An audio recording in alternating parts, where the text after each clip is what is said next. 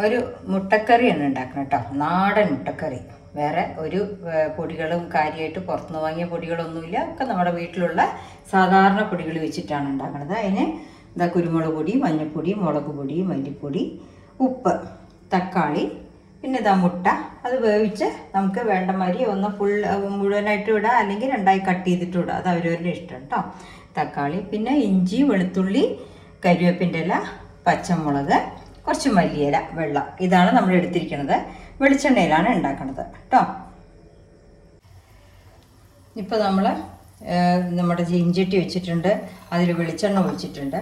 ആ വെളിച്ചെണ്ണയിലേക്ക് ഇഞ്ചി, വെളുത്തുള്ളി, പച്ചമുളക്, കരിവേപ്പിൻ്റെ ഇല എല്ലാം പൊടിയായിട്ട് മുറിച്ചത് കേട്ടോ. ഉള്ളി നീളത്തിൽ, പച്ചമുളകും ബാക്കി ഇഞ്ചി മാത്രം പൊടിയായി മുറിച്ചിട്ടുണ്ട്. ഇതിനെ നമ്മൾ അതിലിട്ടിട്ട് ഉള്ളി ചോക്കനെ ആവണ വരെ ഒന്ന് വഴറ്റണം.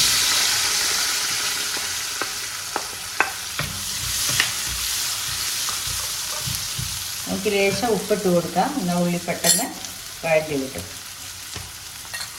ഉപ്പ് അവരവരുടെ ടേസ്റ്റ് നോക്കിക്കോളൂ കേട്ടോ എപ്പോഴും. പിന്നെ മല്ലിപ്പൊടി, മുളക് പൊടിയൊക്കെ എടുത്തിട്ടുണ്ട്. ഞാനിപ്പോൾ 2 സ്പൂൺ മല്ലിപ്പൊടിയും ഒരു വലിയ സ്പൂണാട്ടോ, 2 സ്പൂൺ മല്ലിപ്പൊടി, 1 സ്പൂണ് മുളക് പൊടി, അങ്ങനെ കണക്കിനെടുത്തിരിക്കുന്നത്. 2-ന് 1. അപ്പോൾ നിങ്ങൾ ഏത് അളവെടുക്കണോ അതിന് 2-ന് 1 അളവെടുത്തോളൂ. പിന്നെ കുരുമുളക് പൊടി അതേമാതിരി ഒരു ടേസ്റ്റ്. കുരുമുളക് പൊടിയുടെ ടേസ്റ്റ് ഇഷ്ടമല്ലെങ്കിൽ വേണ്ട.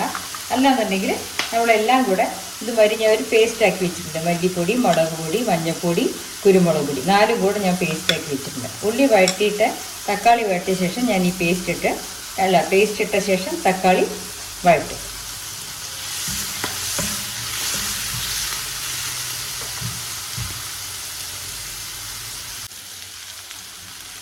ഇപ്പോൾ ഉള്ളി ഒന്ന് ലേശ ചുവപ്പ് കളറായിട്ട് വഴറ്റിയിട്ടുണ്ട്. ഇനി നമ്മൾ ഈ കലർത്തി വെച്ച പേസ്റ്റ് ഇല്ലേ, അടുപ്പ് സിമ്മിലിടുക. എന്നിട്ട് ആ പേസ്റ്റിനെ നമ്മളതിലിട്ട് നന്നായി വഴറ്റുക. ഇതെല്ലാം പച്ചയാണ് എടുത്തിരിക്കണം. പച്ച മല്ലിപ്പൊടി, മുളക് പൊടി എല്ലാം പച്ചയാണ്.